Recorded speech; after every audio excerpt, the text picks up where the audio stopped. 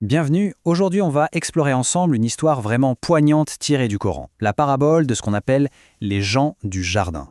Alors cette histoire, elle commence de manière assez brutale, par la faim. Imaginez un peu, un jardin magnifique, plein de fruits, une source de vie, qui en une seule nuit se transforme en un désert de cendres. Un paysage noir, stérile, comme si un feu invisible avait tout dévoré. Forcément, une telle destruction, ça soulève une question immense. Comment est-ce possible ? Comment un lieu si rempli de bénédictions a-t-il pu disparaître comme ça en un claquement de doigts ?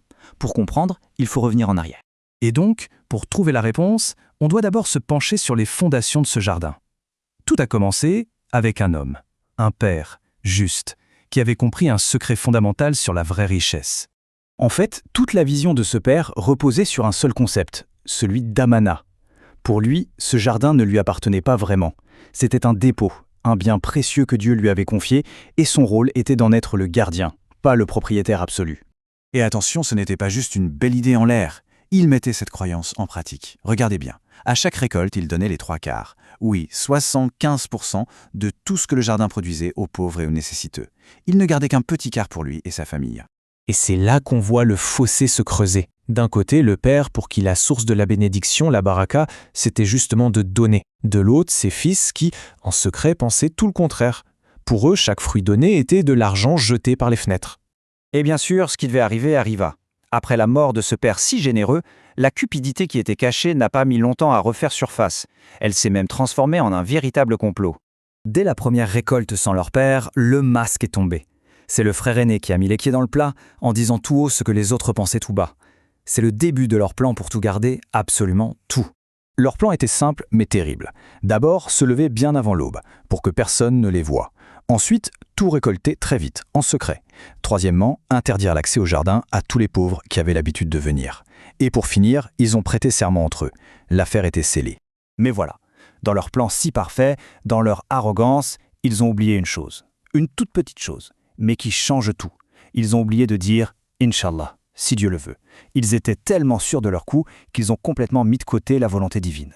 Et donc cette nuit-là, pendant que les frères dormaient, en rêvant déjà à toute leur richesse future, un décret divin a été prononcé dans le calme le plus total. Le Coran utilise un mot très précis pour décrire ce qui s'est passé. Un taïf. Ce n'est pas une tempête bruyante, pas un tremblement de terre, c'est une sorte de visitation nocturne, une calamité qui arrive sans un bruit et qui ne laisse rien derrière elle. Subhanallah. Le résultat est foudroyant. En l'espace de quelques heures, les rivières qui irriguaient le jardin se sont asséchées. Les arbres ont été calcinés, les fruits, autrefois dorés, n'étaient plus que du charbon. La bénédiction leur a été retirée, aussi silencieusement qu'elle leur avait été accordée. On arrive maintenant au moment fatidique. L'aube se lève et les frères, qui ne se doutent de rien, se glissent hors de chez eux, prêts à exécuter leur plan. Mais en arrivant, c'est le choc, le déni total. Ils ne reconnaissent rien. Leur première réaction, c'est de se dire « on a dû se tromper de chemin, ce n'est pas possible, ce n'est pas notre jardin ». C'est le frère du milieu, celui qui, peut-être, avait un peu plus de conscience, qui comprend le premier la terrible vérité. Il leur dit « Non, on ne s'est pas trompé. En réalité, c'est nous qui avons été privés de tout. » Et à cet instant précis, leur arrogance vole en éclats. D'un seul coup, ils réalisent la gravité de leur faute. Et tous ensemble, ils prononcent cette phrase de repentir. « Subhanaka inna kunna zalimin » Gloire à notre Seigneur. Oui, nous avons vraiment été injustes.